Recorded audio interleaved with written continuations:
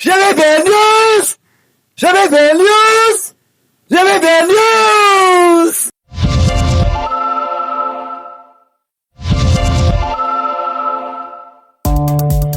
Bonjour à tous. Nous revoilà comme promis pour décortiquer les grandes lignes précédentes. Bienvenue dans cette édition nouvelle du 16 janvier 2026, à la veille de 2 journées rapprochées célébrant nos 2 héros nationaux. Le développement de l'édition passée respectera toujours notre logique de propulser le flux d'informations en toute conscience et en responsabilité. Ici, on le dit toujours, pas d'infox. Et l'avenir harmonieux commence aujourd'hui et pas ailleurs. GBVL News. Entamons le premier titre. Le loup veut devenir agneau après le rasage Ouazalendo de sa peau. Nanga, ici moi, Kabila et leur maître Kagame se tournent vers l'Angola. En mauvaise position, se tournent vers Lorenzo pour rebattre le carton.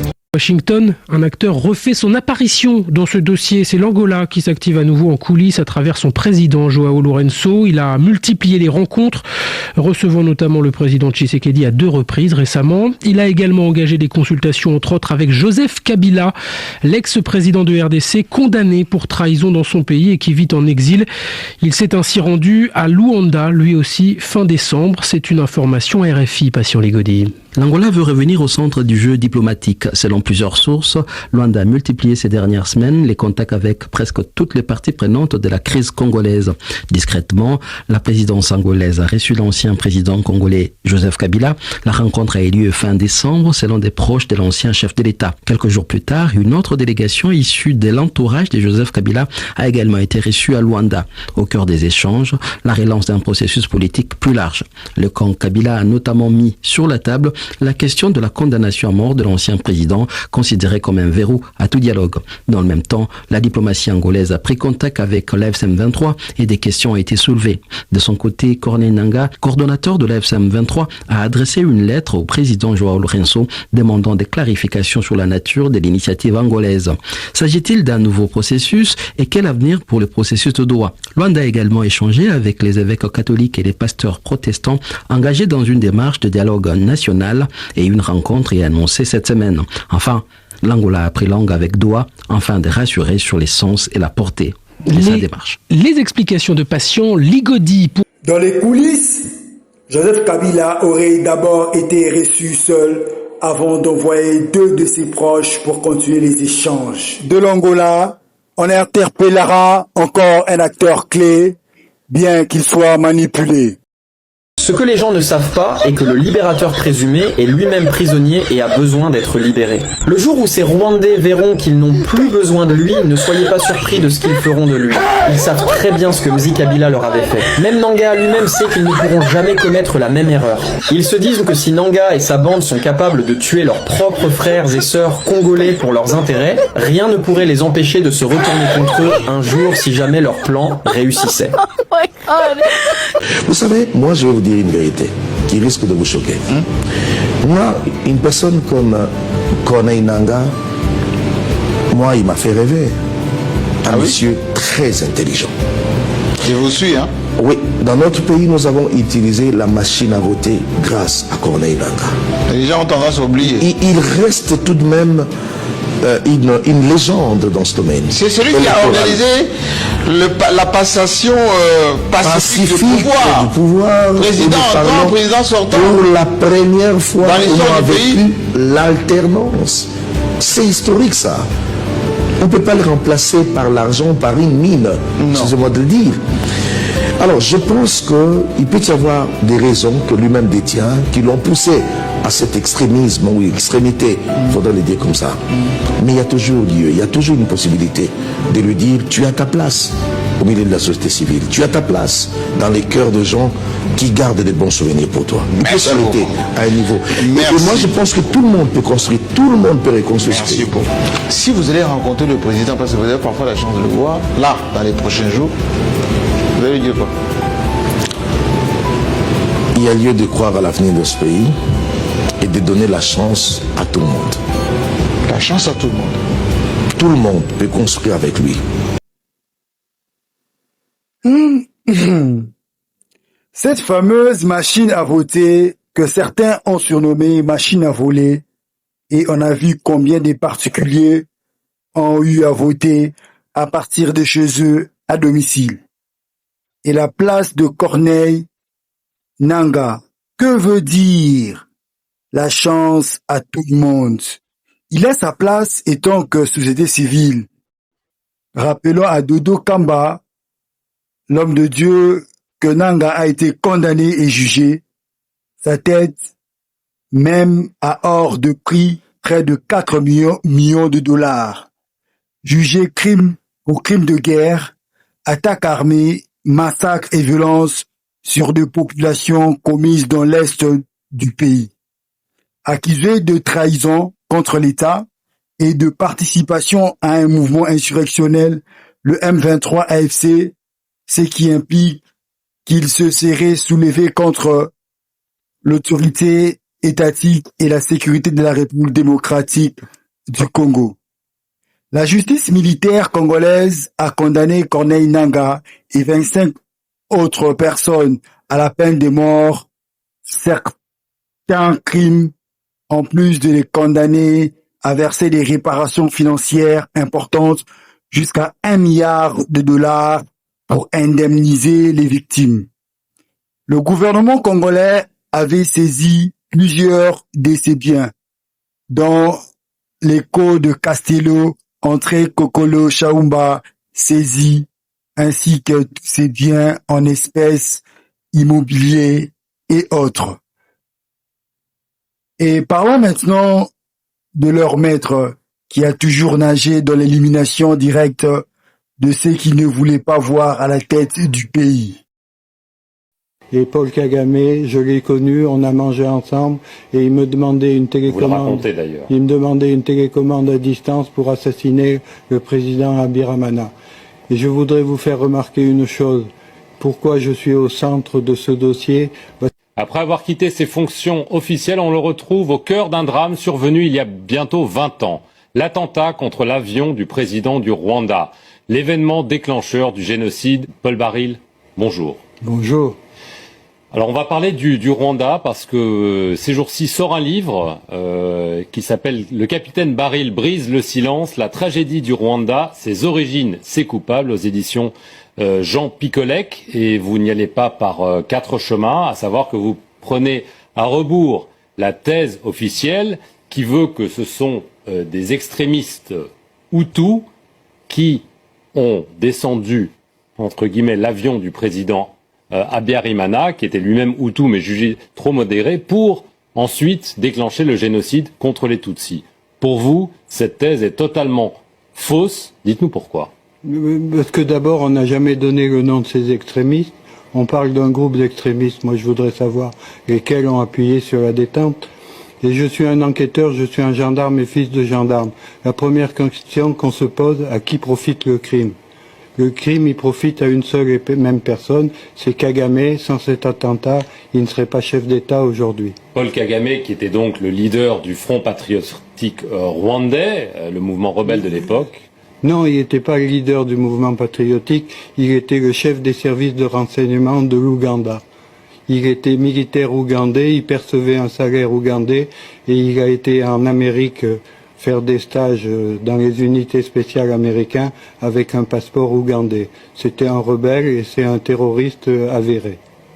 Alors, vous lancez des accusations très graves contre Paul Kagame parce que vous insinuez que c'est lui, le FPR, donc son mouvement, qui a commis cet attentat dans le but de déclencher des massacres et de prendre le pouvoir. Alors que la version la plus largement partagée, c'est que ce sont les Tutsis, et donc les gens comme Paul Kagame, qui ont été victimes de ce génocide. Comment est-ce que vous pouvez affirmer que c'est lui qui a tout manigancé comme ça? Revenons un peu d'histoire.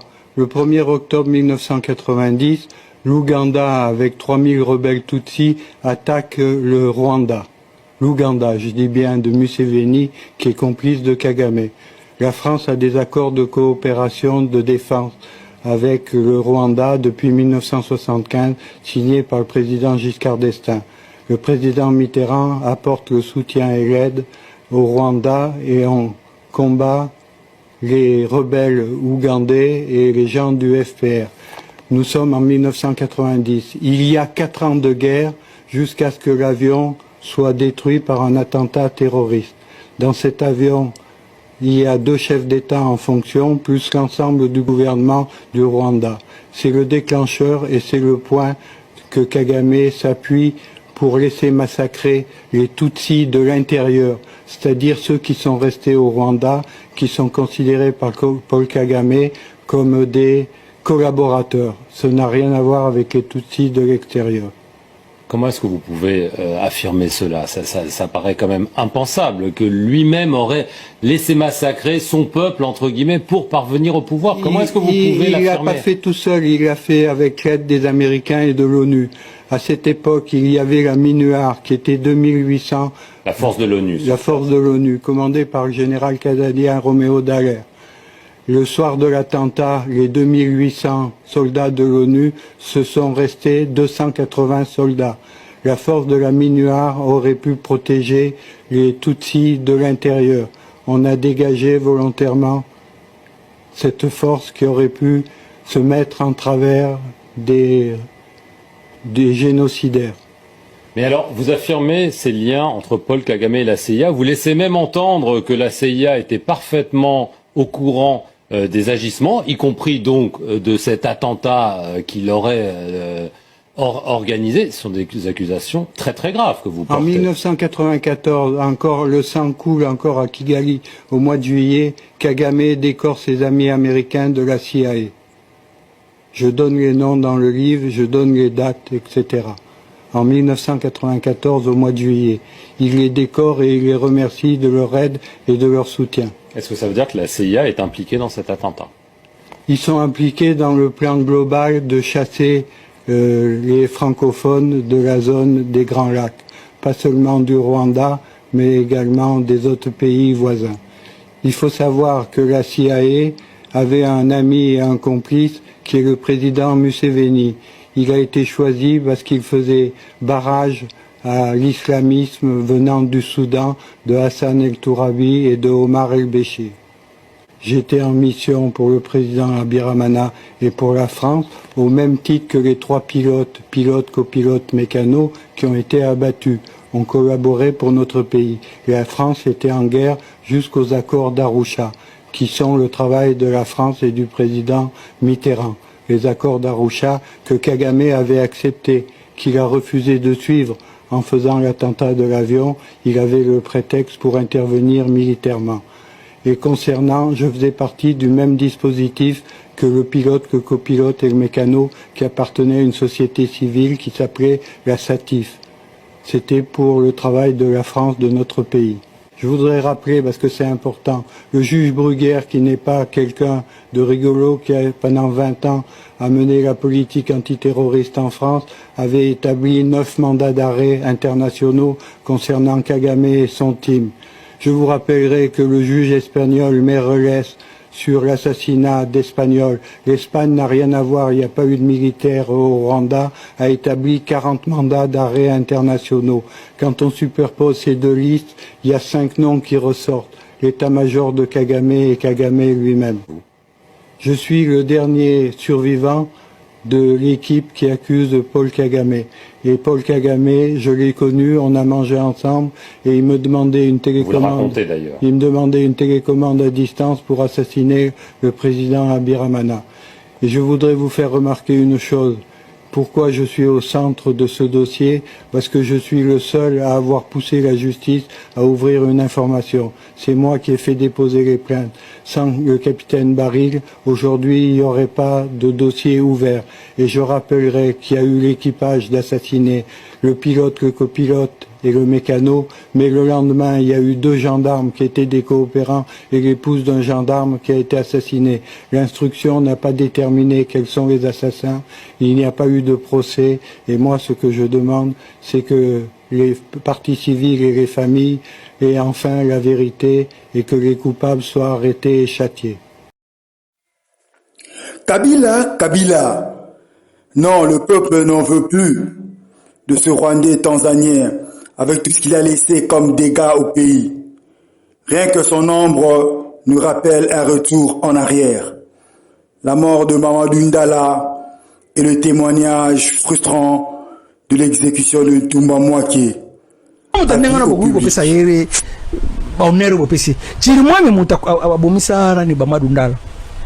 Mamadou Ndala na émission na robaki na biki na Mamadou Ndala kufi bayaka na obisi na bi famille Mamadou Ndala bazola da bino ha mambozolo zana ebiselo on ozolo na lelo même famille Mamadou Ndala soki famille bazola ndanga baki no porter Joseph Kabila plainte bakomona babenga ngai nazala témoin te babenga ngai lokola tani enseignant na ko yesa bango makambo Jeep ya Mamadou Ndala kata partition na tindela gang Jeep ya Mamadou Ndala telema boy. OK, Jeep ya Mamadou Ndala yango yo ndenge bato bazomona pine penza na sima exécuté par plus exécuté. Voilà, siko soki botali pe liboso nango. Parce que ça na des vidéos musu na liboso bon mona soda mon pas la paraprise à liboso pe zali. Parce qu'on a zomi tout na roquette en zala ke roquette ya kaka RPG o beta ka to za roquette il y a Joseph Kabila. Pour Joseph Kabila, vous avez la roquette. Moutou connaît ce monde qui va s'opérer dans le sens, va tomber en moto. Il n'y avait rien. Donc, ce que Moutou connaît, c'est que nous avons été masolo lukuta, ti, ça masolo lukuta. En dehors de Jeep Oyo, tout le monde peut deuxième image, et ça, il y a affaire, il y a quatre Mamouaki. Parce que ici, nous voyons précisément la image, quand on va jouer l'image, on va jouer l'écolo, il y a l'illustration. Il y a l'image, il y a quatre Mamouaki, en train de nous montrer ndenge bazo bima penza na ordinateur ba filiki yango bien et là qu'on a zomi tuna na matanga boye ko zo ordinateur ya motu qu'il était qui asaka directeur de cabinet il était la Katumba Mouaké seulement ba ko zo ordinateur il y avait quoi Katumba Mouaké azalaki conseiller à Joseph azalaki pire mutu à Joseph. Il avait tout en main. Joseph azaki na temps ya kokumakate ko tangate Joseph azaki na temps ya kokende ko talabaniama ko sakana ko luka basi abatu ko bota na basi abatu Joseph abota pena basi abatu papa so na tanga ba ministre musu baza bana na mama tala bilongo na mama ne bilongo Joseph aze bele Joseph abota pena basi abatu bele ti kande ko ngai tu yako bebe en dossier na tika tu yako bebe sa ko bebe sa mabala batu Joseph abimana mwasi abatu na mwana mwasi wana babimina yo zela mukie zela abimina mama na mwana na yemo pena zona zoba ke non ngabe na yebi donc tika babuloko Joseph za seriete omoni lelo batu basakana na président Fatia biloko zolo bana zama kase Joseph Kabila makambo ko balokana na mboko ne sait jamais Kabila au pouvoir mais Kabila ozonga na pouvoir te wana ozolo tabandoto Kabila ozonga na pouvoir te mais à ce qui est vrai Joseph ba collaborateur ne belé abimana basi na bango pe belé ba bota na ye wana za obimina mwasi ya moto pe oboti na ye wana za mbali pe ayebi ke mwa ayebi pe azwa chobe ministre ko boya te so boyo lo ministre bozo bana na yeke akobeta yo mais oyebi ke mwana na ngai te mwana Joseph mwana président nanda kuna yo azape wana so boyo Joseph na obeta batu fora Joseph na sala kickback na ende mutu bazio bakagoba singa chobo est-ce que là il a récupéré tous ces enfants là bazana bandako ba ministre bele bazana bandako ba généraux bele bazana bana Joseph bazana bon bayebi ke mamuno zolo bona kosite a récupérer ordinateur ya Katumba Mouaké ezalaki na ba données ebele ya Joseph ya mboka Moni président Fachi a hérité kaka ba problème oyo Joseph atiki est wana zomona na basi bakata bateka yango bandakala Joseph ayaki pour que atiango en pratique Katumba Mouaké tanga moni yango erera Katumba Mouaké ezalaki nini akeko luka ambassadeur moko aboko tanga bakoma ba payer batu akeko luka ambassadeur moko ayebisa lobi tala makambo Joseph azosala azolinga te kamboka alors il faut qu'on empêcher atali oui c'est vrai bilo no surtout à la question ici tangu ambassadeur wana bimi aki stabenga kina ndako na la question on ordinateur puis ça va acha tangu ambassadeur wana bimi aki nda ambassadeur wana bimi benga Joseph esa bitama ka mto sala mutuno azana document na ngoni soto asana ngondeni Joseph Mbaramoko ayeko tinda babenge ko benga be katuma mwake aye katuma maka koti bakangi abeta yeti abomi katuma mwake bazobeta e kaka loba place dini ordinateur ezali puisque nda kuna bafu yake zakite ayeko loba ke wi achaka ngona katsa nako ase ya arbar place bakene ko lukamu tango babeti yeti abomi pono kondima ke mamorozo babino ya solo botuno mwasa katuma mwake akena reporter Joseph Prince puisque yaki kozwa eza biloko teke na kosi so botala ngona video so mona ngope mon parshot bokata bola so mona pe ordinateur na ye muto amemi yango garde amemi yango comme le léon amemi on a lipeka bazo ke non bazui ba jere suna parapluie likolo pour que polate ba bimina yango ba che yango na jeep ba démarrer ba kei Joseph atelemi akona mutuka. Cet imposteur de Kabila a tellement voulu protéger son régime passé qu'aucune armée n'a été réinstaurée. Congo Bassango News et Perfect Télévision, sélection de GBVL TV.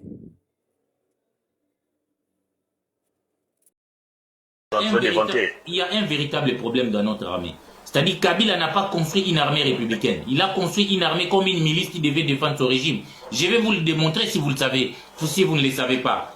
Mon ami Peter va vous le dire. Nous étions avec lui à Lubumbashi à l'époque, avant même cette fameuse rébellion, à l'époque, avant même les élections, où nous sommes allés couvrir comme journalistes une activité de l'opposition.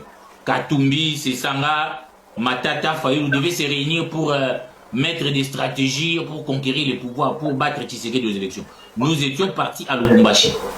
Et nous avons, comme on dit, faire d'une pierre deux coups. Nous avons rencontré M. Nanga à l'époque. Je vais vous faire une révélation. M. Nanga, qui n'était pas encore à l'époque rebelle. Et ces hommes sont venus me voir. Non, les journalistes sont là. Nous savons que vous êtes venus couvrir l'activité de l'opposition. Moi, Nanga aussi. Nanga a une activité ici avec son parti politique. Notamment, Nanga, dans cette activité, devait annoncer sa candidature à l'élection présidentielle. Il n'était même pas encore rebelle. C'est pourquoi nous disons, oui, il y avait, on était encore à Bounangan et consorts. Nanga n'était même pas dans cette affaire-là. Il était venu. Nous lui avons posé des questions sur ce qui s'est passé réellement, sur la passation civilisée du pouvoir entre le président Kabila et Tshisekedi. Il nous dit clairement que Tshisekedi devait voir Kabila pour lui donner des garanties avant qu'on lui cède les pouvoirs. Pourquoi? Parce que les généraux considéraient Kabila comme un militaire, comme leur chef. Donc c'était une passation civilisée du pouvoir entre un chef militaire et un civil. Tshisekedi, Kabila le militaire. Donc le militaire cédait le pouvoir à un civil. Donc Kabila, qui a déjà quitté l'armée, était considéré toujours comme un membre du corps de l'armée. Donc quand il vous dit je connais mes militaires et mes militaires me connaissent, on ne peut pas comprendre aujourd'hui qu'il y a des soupçons des généraux que Tshisekedi a donné, généraux, tout consort avec des grades qui restent en même temps fidèles à Kabila. Donc trop d'infiltrés qui pensent qu'ils ne sont pas, Kabila est déjà parti, qui continuent à croire qu'ils sont au service de Kabila. Donc Kabila a infiltré cette armée, c'est pour ça qu'il est descendu lui-même à Bukavu pour organiser cette infiltration afin qu'il y ait généralement des troupes qui rentrent sans combat. Donc nous avons un ennemi commun, il faut maintenant au-delà des moyens former une véritable armée qui doit être au service de la République. Donc même si les gens critiquent Tshisekedi, il a sa part de responsabilité. Mais l'armée congolaise depuis toujours n'a jamais gagné de guerre. Il faut que nous sachions les causes. N'a jamais gagné de guerre. On parle de Mobutu avec la guerre de 80 jours. Je vous rappelle, Hervé Itoma, Mobutu n'avait pas gagné cette guerre. Il avait été défait, mais pour renverser la situation, il a fait tuer les ressortissants français. Les ressortissants français qui étaient à Kolwezi. C'est ce qui a poussé la France avec Giscard d'Estaing d'intervenir. Donc il n'avait jamais gagné de guerre. Mobutu, vous avez vu avec l'arrivée de Laurent Désiré Kabila. Comment vous pouvez avoir une armée avec autant d'officiers? Comment des gens qui devaient être en principe des sergents, comme Joseph Kabila, sergent avec l'AFDEL, sergent dans l'armée rwandaise, il vient ici avec son vrai ou faux père, directement bombarder général-major avec après 3 mois de formation seulement en Chine. une armée qui a autant de généraux qui n'ont pas de formation. Et il faut dire aussi, il faut noter qu'il y a eu cette opération de Kitona avec l'arrivée de l'AFDEL, où on a cantonné nos officiers à Kitona pour infiltrer notre armée par le Rwanda. Et Kabila a travaillé pour que notre armée ne soit pas en mesure de faire face au Rwanda. C'est ça le problème. Vous avez une armée, vous avez des civils. Quelqu'un comme John Numbila qui fait des bruits, il n'a jamais été à une école militaire. C'est un réparateur des radios et activiste de JFRI, directement général. C'est un civil. Donc ils sont nombreux et ça, au-delà des moyens, il faut vraiment des réformes profondes pour que notre armée soit en mesure de faire face au Rwanda. Avec toutes ces vérités révélées, on risque de réécrire l'histoire déjà connue. Risque aussi de croire que la politique africaine reste sale et sans vérité. Comment voulons-nous aller de l'avant? Puisqu'on a parlé des vérités, en voici une encore. Washington s'interroge sur les probables circuits financiers d'une association américaine et influente au sein de la diaspora Banyamulenge, autrement dit les Tutsis congolais en RDC. Selon cette enquête, cette organisation servirait à soutenir des milices communautaires Banyamulenge dans la province du Sud Kivu. Pour en savoir davantage, nous recevons un des journalistes d'Africa Intelligence, Olivier Liffrand. Bonsoir et merci d'être avec nous. Vous signez cette enquête avec Antoine Roland. L'organisation communautaire Maoro Peace Association est au cœur de ces investigations. Pourquoi avez-vous enquêté sur cette structure ? Alors en fait, on s'est rendu compte qu'il y avait de la part de Kinshasa comme de Washington l'intention, le soupçon, on va dire, qu'il y avait des flux financiers entre cette association et un groupe armé qui opère dans la zone des hauts plateaux, dans le sud Kivu. En fait, c'est une province qui est dans l'est de la RDC. Et petit à petit, on s'est rendu compte en fait que depuis au moins 2020, les services de sécurité congolais comme les services de sécurité américains, notamment le FBI, en fait, avaient connaissance justement d'informations, d'éléments d'information, parce que voilà, la chose n'a pas été judiciarisée pour le moment, qui indiquaient justement de probables transferts d'argent justement entre cette association qui est basée à Dallas et ce groupe armé qu'on appelle les Twirwaneho. Voilà. D'où viennent les fonds en question ? Alors les fonds en question, en fait, ils sont collectés, c'est au travers d'un maillage assez serré du territoire américain par l'association au travers de ses membres en fait. Et ces membres sont issus de la communauté de la diaspora Banyamulenge qui s'est installée aux États-Unis ces dernières années. Alors une fois collectés, comment ces fonds sont-ils répartis ? Alors c'est là où ça devient assez complexe et c'est quelque chose sur lequel butent à la fois les services de sécurité congolais comme américains parce que c'est un circuit qui est assez compliqué. Un circuit vraiment compliqué, je dirais assez complexe, à travers ces personnages qui engorgent la crise et s'y rend en Angola pour un nouveau format de dialogue. Et l'accord de Washington, c'est une véritable lancée de ping-pong parce que sur Washington, plusieurs n'y croient pas. Un président affairiste qui gagne avec cette guerre, peut-il mettre fin à cette guerre?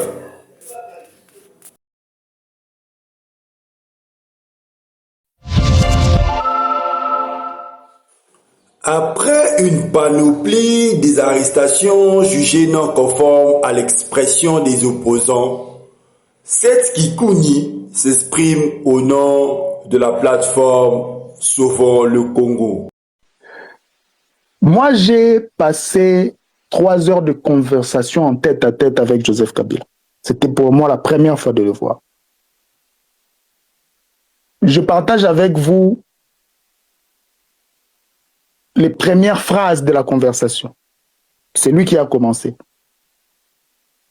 Il m'a dit, le jour où moi j'ai fait la passation de pouvoir avec Félix Tshisekedi, j'étais très soulagé. J'étais soulagé parce que ma mère était soulagée. Ma mère était soulagée parce que ma mère a perdu un mari à cause de la politique et moi j'ai perdu un père.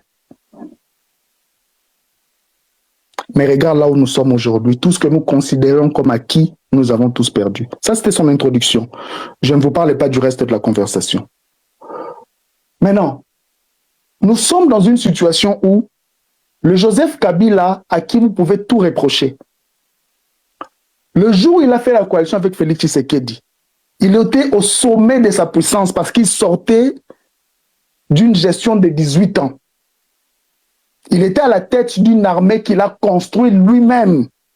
L'armée que nous avons aujourd'hui, c'est Joseph Kabila qui l'a construite parce que notre armée avait défait les phases.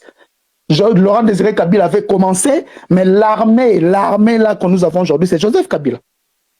Il était assez intelligent pour voir comment est-ce que Félix Tshisekedi cherchait à renverser sa majorité. Est-ce qu'il a fait un coup d'État? Est-ce qu'il a attaqué violemment Tshisekedi? Est-ce qu'il a demandé à ces militaires-là, qui étaient encore des personnes qu'on peut considérer comme loyales à lui, de désobéir Tshisekedi? Il ne l'a pas fait. Il s'est retiré, il est parti. Il a même demandé à ces gens de ne pas participer aux élections. Il a laissé à nous autres, les Kikoun, les Moïse Katumbi, les Fayoulou, de faire la politique. On a tout fait. Il ne nous a pas empêchés, il n'a pas participé. Mais plus nous avons avancé, plus la situation s'est empirée. En politique, il y a une réalité. Quand ça ne marche pas dans le présent, c'est-à-dire quand il y a une crise, ce n'est pas seulement en politique, même dans la vie privée individuelle, quand il y a un problème dans le présent, les gens ne se projettent pas vers l'avenir parce que l'avenir est incertain. Les gens deviennent nostalgiques. Et la nostalgie, c'est Joseph Kabila. Les gens comparent Tshisekedi et son prédécesseur. Ils ne vont pas comparer Tshisekedi avec Katumbi, avec Kikouni, parce qu'on n'a jamais géré. C'est cela le réflexe naturel de tout individu. Ceux qui osent li palelo, lobby osaki na mbongo osaki li palelo, ou comme au kanisa babiloko bande kolia lobby ba dépense en dos à la lobby, parce que tu n'as l'avenir, tu peux pas te projeter là-bas. Et c'est un ancien chef d'État. Aujourd'hui, souvent les RDC est une plateforme de combat. Nous sommes réunis pour résoudre le problème de la tyrannie qui est Félix Tshisekedi. Il n'est pas question aujourd'hui de poser des questions. Non. Je vous ai donné deux choses. C'est ce qu'il m'a dit au début de la conversation et son attitude depuis 2019. Alors, on ne peut pas entrer dans des considérations, les lois Rolobake. Non, il avait géré, il avait fait ceci. Non, on ne peut pas entrer dans ça. Parce qu'il ne nous a pas empêché de faire l'opposition qu'on devrait faire. Il n'a à ça l'interférence à Tamoroté. Ni contre Tshisekedi depuis 2019, ni Bisso dans 2023. Il nous a seulement interdit de partir aux élections parce qu'à lobby, Félix Tshisekedi va tricher. Et il avait raison, parce que la tricherie Tshisekedi a Salaki, mais c'était du jamais vu. Et il avait raison. Donc voilà, on ne peut pas entrer dans ces considérations-là, de se poser des questions. Oh non, non, on n'est pas là. Nous sommes en face d'un tyran qui est sans pitié, qui ne respecte aucune règle de jeu. C'est face à cette personne-là que nous faisons face. Et nous devons nous battre en conséquence. C'est cela. Rappelons que ce discours vient à point nommé après l'arrestation de l'analyste politique Nathanaël Onokomba qui a affirmé une fausseté en écrivant sur les réseaux sociaux que le Rwanda n'a jamais agressé la RDC ni tué nos familles à l'Est. Et tout ce que GBVL News vous montre sont-ils fantasmagoriques? Une invention d'elle-même? GBVL News, de sa part, comprend cette interpellation, puisque ces derniers a poussé le bouchon siphon. Mais il déplore le manque de dynamisme sur la communication du gouvernement légitime de communiquer valablement.